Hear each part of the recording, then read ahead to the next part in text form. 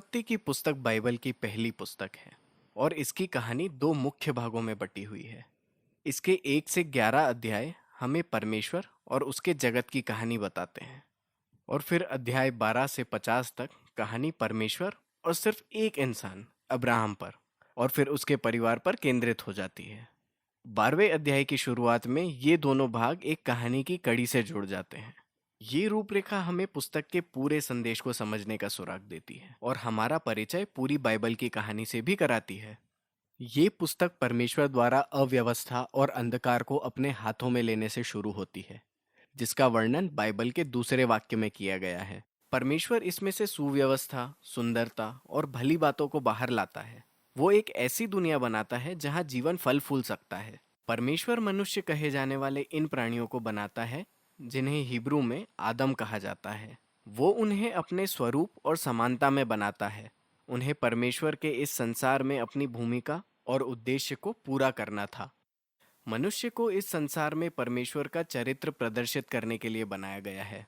वो परमेश्वर के प्रतिनिधियों के रूप में उसके संसार पर राज करने के लिए नियुक्त किए गए थे, जिसका इस संदर्भ में अर्थ है कि वो इसकी सारी क्षमताओं का उपयोग करे, इसकी देखभाल करे और इसे ऐसा स्थान बनाए जहां और भी ज्यादा जीवन फल फूल सके। परमेश्वर मनुष्यों को आशीष देता है। ये इस पुस्तक का मुख्य वचन है। उसने उन्हें एक बगीचा दिया, एक ऐसी जगह जहां से वो इस नई दुनिया का निर्माण शुरू करे। मुख्य बात ये थी कि ये मनुष्य को ही चुनना था कि वो इस नए जगत का निर्माण कैसे करेगा। इसे भले और बुरे के ज्ञान के पेड़ के द्वारा दिखाया गया है। अब तक परमेश्वर ने उन्हें बताया था कि क्या अच्छा है और क्या अच्छा नहीं है, लेकिन अब परमेश्वर मनुष्यों को उनकी पहचान तथा चुनने की आज़ादी देता है। क्या वो परमेश्वर द्वारा बताए गए भले और बुरे पर भरोसा रखेंगे, या क्या वो अपनी आज़ादी को अपने हाथों में लेकर खुद भले और बुरे का निर्णय लेंगे? ये सच एक बड़ा जोखिम था। परमेश्वर के विरुद्ध विद्रोह करना मौत को गले लगाना था, क्योंकि आप जीवन के दाता से दूर जा रहे हैं। ये जीवन के पेड़ के द्वारा दिखाया गया है। अध्याय 3 में एक रहस्यमय किरदार, एक सांप, कहानी में प्रवेश करता है। सांप का कोई परिचय नहीं दिया गया, सिवाय इसके कि ये परमेश्वर द्वारा बनाया गया एक प्राणी है। ये स्पष्ट हो जाता है कि ये परमेश्वर के खिलाफ विद्रोह करने वाला प्राणी है। ये मनुष्यों को विद्रोह और उनकी मृत्यु की ओर ले जाना चाहता है। सांप पेड़ और चुने जाने की एक अलग ही कहानी बताता है। वो कहता है कि भले और बुरे का ज्ञान पाकर तुम मरोगे नहीं, परंतु तुम जीवन पाकर स्वयं परमेश्वर के जैसे बन जाओगे।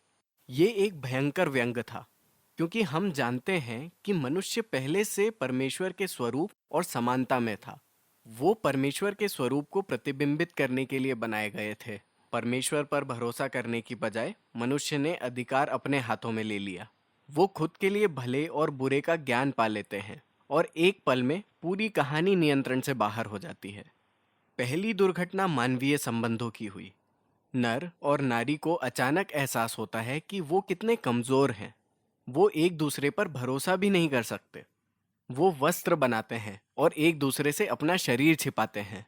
दूसरी दुर्घटना ये हुई कि परमेश्वर और मनुष्यों के बीच नजदीकी का संबंध टूट गया, तो वो जाकर खुद को परमेश्वर से छिपाते हैं। जब परमेश्वर उनसे मिलते हैं तो वो एक दूसरे पर दोष लगाने लगे कि किसने पहले आज्ञा तोड़ी। अब यहीं पर ये कहानी खत्म हो जाती है।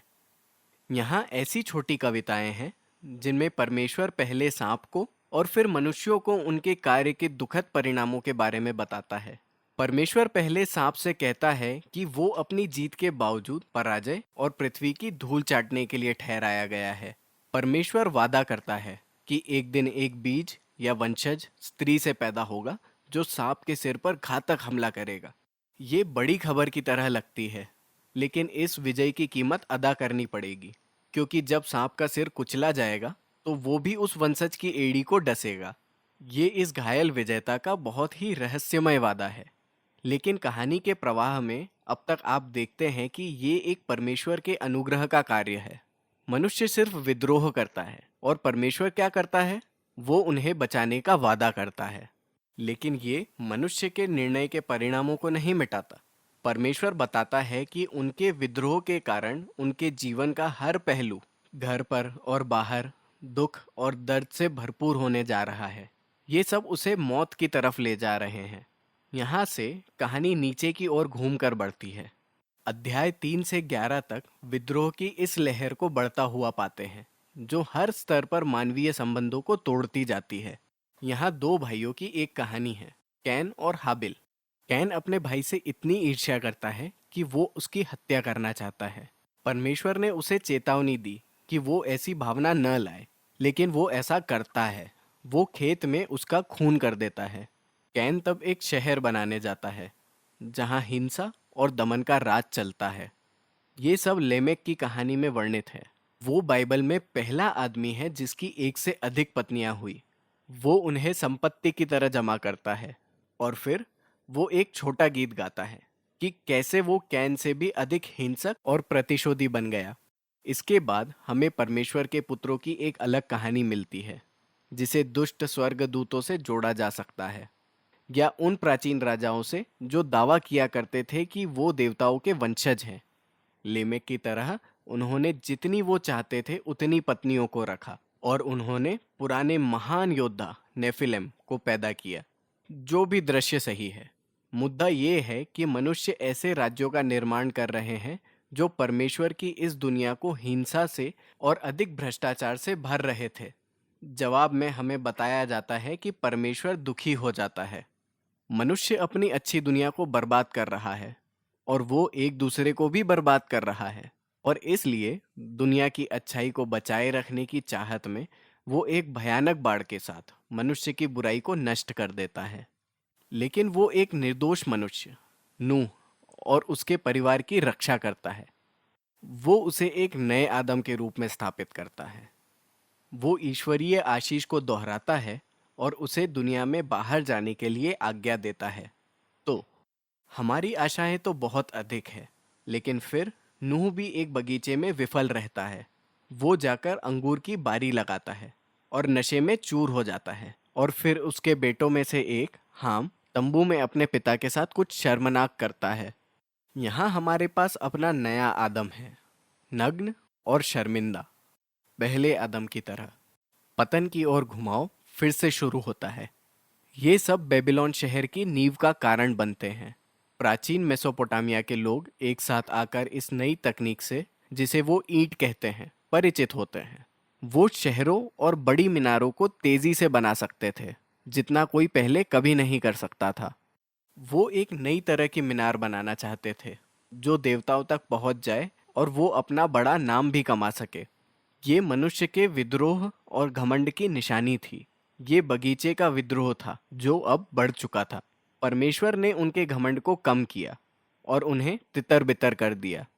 ये कहानियाँ एक अलग समूह है, लेकिन आप देख सकते हैं कि वो सब एक ही मूल बात की तलाश कर रहे हैं। परमेश्वर मनुष्यों को अपनी दुनिया के साथ भला काम करने का मौका देता रहा और मनुष्य इससे भागता रहा। इन कहानियों का दावा है कि हम एक अच्छी दुनिया में रहते हैं, जिसे हमने बुरा बना दिया है। हम सभी ने भले और बुरे को अपने तरीके से परिभाषित करना चुना है। हम सभी टूटे रिश्तों की इस दुनिया में अपना योगदान दे रहे हैं, जो लड़ाई और हिंसा की तरफ हमें ले जा रहा है, जिसका अंत मृत्यु है। लेकिन एक आशा है। परमेश्वर ने वादा किया है कि एक दिन एक वंशज आएगा, घायल विजेता, जो अपने तरीके से दुष्ट को हरा देगा। मनुष्यों की बुराई के बावजूद परमेश्वर ने अपने जगत को बचाने और उसे आशीषित करने का मन बना लिया है। तो बड़ा सवाल ये है कि परमेश्वर क्या करने जा रहा है। अगली कहानी, अगली कड़ी इसका उत्तर देती है। अभी के लिए उत्पत्ति 1 से 11 तक यही।